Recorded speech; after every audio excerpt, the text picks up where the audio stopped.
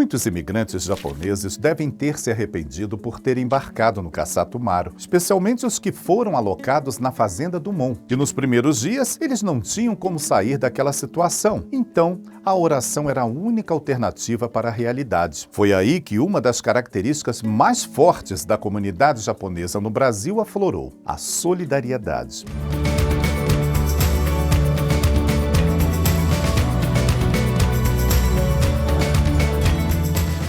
Os primeiros 10 dias na fazenda do Mon foram terríveis. Um verdadeiro pesadelo para os japoneses, entre eles o mestre Baragi, Chio e Shintaro. É uma dessas fazendas, né, era do pai do Santos Dumont, né? E era uma dessas fazendas grandes que recebeu os primeiros imigrantes. Mas então é essa fazenda que eu também ouvi falar que as pessoas revoltadas com a situação de lá não era exatamente como foi divulgado no Japão. A situação, as condições que foram dadas não batiam com o que foi dado como de propaganda. Então, quem está errado foi provavelmente quem fez a propaganda. Na fazenda do Mon é que entraram muitos imigrantes de onde saíram por não concordar com a situação dada, né? Uma das maiores fazendas de café do norte de São Paulo, né? Mais difícil, por ser enorme assim,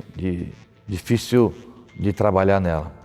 As dificuldades eram muitas e logo no primeiro mês teve muitas pessoas que fugiram. Como era logo depois dos escravos que vieram também os imigrantes, quase todas as fazendas, as casas que foram destinadas aos imigrantes eram as casas onde viveram os escravos. Então eles não concordaram com essa situação. Tinha dito que tinha água, mas não tinha água, enfim. Parece que a situação tinha que dormir no chão, aquela coisa toda. E que eles não concordaram, ou quer dizer, o que foi feito de propaganda no Japão não era isso. Os imigrantes também começaram a notar que o pagamento por seu trabalho estava abaixo do prometido. Adicione a esse caldeirão de insatisfações aquele dinheiro emprestado à Companhia Imperial que não tinha sido devolvido. Muitos imigrantes estavam à beira de instaurar o caos na fazenda do Mon. Foi preciso a intervenção de Uetsuka Shuhei, um funcionário de Rio Mizuno, para contornar a situação antes que o pior acontecesse. Nesse episódio da fazenda em que houve a revolta e que muitos se determinaram a fugir e que foram procurar os responsáveis do sofrimento pelo qual eles estavam passando, o Mizunori foi responsabilizado. Naquela época eles queriam a vida da pessoa mesmo, ou você resolve para mim, ou você paga com a própria vida.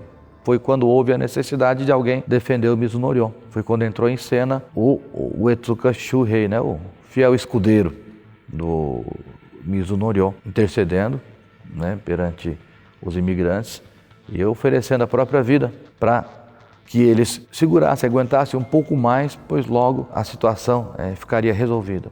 Eles estavam exigindo o pagamento, né, do seguro deles feito na viagem para poderem chegar ao Brasil, né? Então foi pedido mais paciência. O monge Baragi Nisui Shonin, nesse momento, consta, né, em alguns registros da história, de que ele se ofereceu bravamente para proteger, acalmar a situação, subindo numa escada e esbravejando, mas o próprio Ibaragi Nisui Shonin depois cita sensacionalismo de jornal mesmo, né? Como eu poderia subir numa escada e esbravejar algo que eu nunca fiz na minha vida? O Uetsuka Shuhei veio junto com o Mizuno no primeiro navio. Como ele era homem de negócios, ele via mais então do ponto de vista de business mesmo. Tinha que arranjar verba, recurso para que o empreendimento desse certo, poder alocar as pessoas, poder pagar também as pessoas, enfim. Ele tinha essa preocupação. E o Uetsuka Shuhei era como se fosse um gerente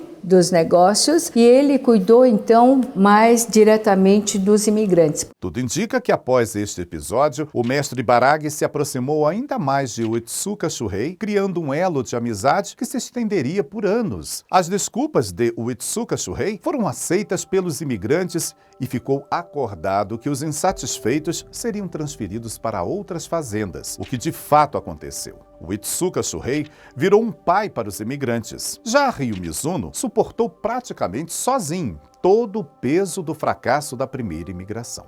Mas não que o Mizuno tivesse culpa, mas foi uma série de problemas que surgiram. Problema de saída do navio atrasado, chegada atrasada, falta de pagamento de antecipação, não cumprimento das cláusulas contratuais. A primeira fixação e o primeiro estabelecimento dessa comunidade foi bastante traumático para eles. São gente que queriam vir. Por quê? Houve também uma difusão de uma propaganda que aqui nascia dinheiro em árvore, que era o café. Então todo mundo naquela vontade de vir para cá para ganhar dinheiro do dia para a noite, então embarcaram nesse navio sem um critério de seleção. Essa falta de qualificação dos imigrantes também gerou complicador, porque imagina o cara que tem a mão lisa trabalhando lá no Japão, num escritório ou alguma atividade, vir aqui no meio da lavoura enfrentando dificuldade, eles ficaram decepcionados, imagina, aquilo que eles esperavam não era, então a maioria fugiram. E outra coisa, como as famílias também não eram uma família certa, eram famílias montadas, então o que acontece? Abandonou a esposa, foi cada um por si e Deus por todo e todo mundo evadiram das fazendas. Então, realmente, a primeira imigração foi um desastre total. Não por culpa dele, mas por culpa dessas série de coisas que aconteceram na imigração. Eu ouvi pessoalmente imigrantes me falaram quando eu tinha uns 14 anos, aquilo que eles não podiam falar para o meu pai, pessoalmente falavam para mim. Eles diziam, você sabe que seu pai é um vigarista, ficou com o nosso dinheiro, não devolveu, ele ficou rico graças a nós. Pelo contrário, meu pai diz que era muito rico no Japão, né? E ele vendeu tudo e enterrou tudo nesse projeto da imigração no Brasil.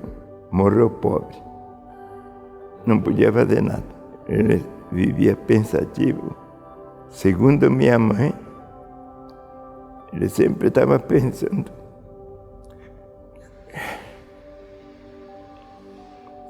Como fazer para melhorar a vida dos imigrantes?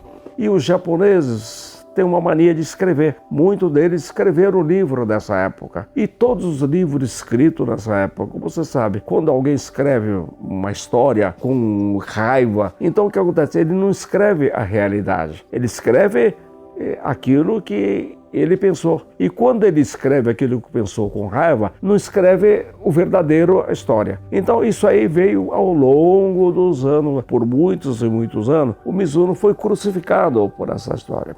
De volta à hospedaria do imigrante em São Paulo, o mestre Baragi, Chio e Shintaro aguardaram a elaboração de novos contratos de trabalho. Foram enviados para a colônia Veados, em Bauru, onde permaneceram por mais de 2 anos. Foi nessa época que o mestre Baragi começou a exercer um papel de destaque na comunidade japonesa. Ele orava junto aos imigrantes mais angustiados e ajudava tantos outros a arrumar emprego na fazenda onde trabalhava. Shintaro aprendeu rapidamente a falar português e ajudava o mestre Baragi e Chio a se comunicarem com os brasileiros. Apesar de no papel ganharem um pouco mais de dinheiro na nova fazenda, na prática, quase nada mudou. Os colonos recebiam um salário mensal com o qual compravam comida do próprio dono da fazenda. Também podiam criar porcos e galinhas, mas precisavam comprar comida para os bichos e todas as ferramentas também diretamente do patrão, que cobrava o valor que quisesse. No final das contas, não sobrava quase nada. Naquela época, a única alternativa à vida nos cafezais era trabalhar na capital São Paulo. Mas deixar a fazenda sem ter cumprido o tempo de contrato era proibido. Mesmo assim, Shintaro fugiu. Meses depois, o mestre Baragi e Chio o seguiram. A fuga do casal só aconteceu porque outros imigrantes os ajudaram a despistar os capatazes, que literalmente caçavam os fugitivos. Eram imigrantes que haviam sido ajudados de alguma forma pelo mestre Baragi. E a partir de ele ter sentido e visto a realidade, ele viu que sua missão era mais difícil e mais nobre do que nunca.